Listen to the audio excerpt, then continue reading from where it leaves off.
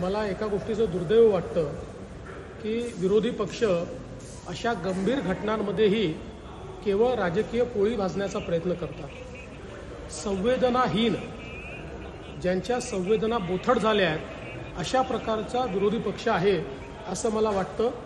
कारण किमान ज्यावेळेस अशा घटना घडतात त्यावेळी ती राजकारण करायचं नसतं, पण निव्वळ राजकारण, यांच्या मनामध्ये दुसरं काही नाही, यांच्या मनात केवळ राजकारण आहे। ते राजकारण आता त्यांच्या मनातलं बाहेर येत आहे। उद्धव ठाकरेंनी असं म्हटलंय की तिथे जो शाळेचा एक संचालक मंडळावरचा अधिकारी आहे तो भाजपचा पदाधिकारी आहे, सत्ताधाऱ्यांशी संबंधित आहे।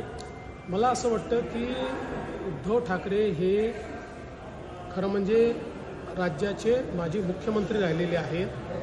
त्यांच्यासारख्या व्यक्तींनी इतक्या खालच्या दर्जाला जाऊन राजकारण करणं हे त्यांना शोभत नाही।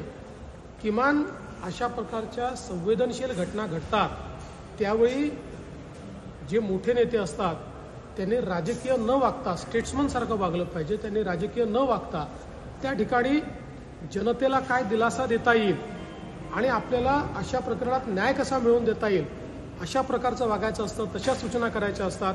पण जसं मी सांगितलं, सुप्रियाताई असो किंवा उद्धवजी असो, यांना केवळ राजकारण करायचं आहे, त्यांना जनतेशी काही घेणं देणं नाही।